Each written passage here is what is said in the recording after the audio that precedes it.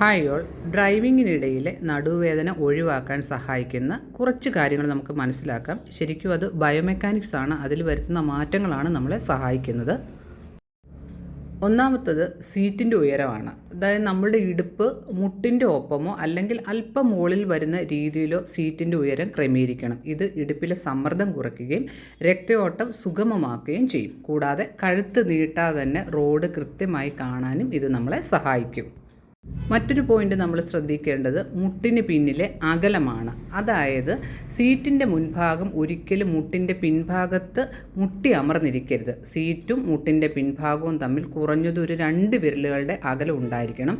ഈ ഭാഗത്ത് സീറ്റ് അമർന്നിരുന്നാൽ കാലുകളിലേക്കുള്ള രക്തയോട്ടം തടസ്സപ്പെടാനും ഞരമ്പുകളിൽ സമ്മർദ്ദമുണ്ടാകാനും സാധ്യതയുണ്ട്. നെക്സ്റ്റ് പോയിന്റ് സീറ്റിൽ നിന്നുള്ള ദൂരമാണ്. നമ്മുടെ നടുവ് സീറ്റിൻ്റെ ബാക്ക് റെസ്റ്റിൽ നിന്ന് മുന്നോട്ട് മാറാതെ തന്നെ ആക്സിലറേറ്റർ, ബ്രേക്ക്, ക്ലച്ച് എന്നിവ പൂർണ്ണമായി ചവിട്ടാൻ പാകത്തിന് സീറ്റ് മുന്നോട്ടോ പിന്നോട്ടോ നീക്കി വെക്കണം. പെഡലുകൾ അമർത്തുമ്പോഴും മുട്ടുകൾ പൂർണ്ണമായി നിവർന്നു പോകാതെ ചിത്രത്തിൽ കാണുന്ന പോലെ ഒരു നേരിയ രീതിയിൽ മടങ്ങിയിരിക്കണം.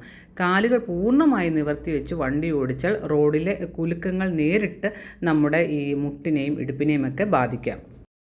ഇനി എങ്ങനെയാണ് നമ്മൾ ഇരിക്കേണ്ടത്? സീറ്റിൻ്റെ പുറകോട്ട് ചാരി വെക്കുന്ന ഭാഗം 90 ഡിഗ്രിയിൽ നിന്ന് അല്പം പുറകോട്ട് ഒരു ആംഗിളിലാണ് നമ്മൾ വെച്ചിരിക്കുന്നത്. നമ്മൾ പിക്ചറിൽ നോക്കുക.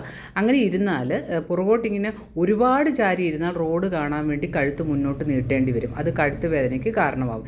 എന്നാൽ നമ്മൾ 90 ഡിഗ്രിയിൽ കുത്തനെ ഇരിക്കുന്നത് നടുവിലെ ഡിസ്കുകളിൽ സമ്മർദ്ദം ഉണ്ടാക്കുകയും ചെയ്യും. അതുകൊണ്ട് പിക്ചറിൽ കാണുന്ന പോലെ ഇരിക്കുന്നത് നല്ലതാണ്.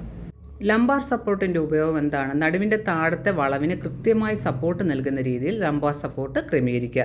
ഇത് നമ്മളുടെ ബെൽറ്റ് ലൈനിൻ്റെ ഭാഗത്താണ് വരേണ്ടത്. നീണ്ട യാത്രകളിൽ നടുവ് കൂനിപ്പോകുന്നതിനെ തടയും. ഈ സ്റ്റിയറിങ്ങിലേക്കുള്ള ദൂരവും കൈകളുടെ പൊസിഷനും എങ്ങനെയാണ്? ശരിയായ ദൂരം അറിയാൻ സീറ്റിൽ നന്നായി ചാരിയിരുന്ന ശേഷം കൈകൾ നേരെ മുന്നോട്ട് നീട്ടുക. അപ്പോൾ നമ്മുടെ റിസ്റ്റ് സ്റ്റിയറിങ്ങിൻ്റെ മുകൾ ഭാഗത്ത് തൊടാൻ സാധിക്കണം.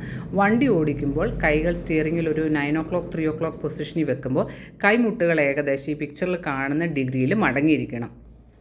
ഇങ്ങനെ ചെയ്യുന്നത് തോളിലെ പേശികളുടെ ആയാസം കുറയ്ക്കും.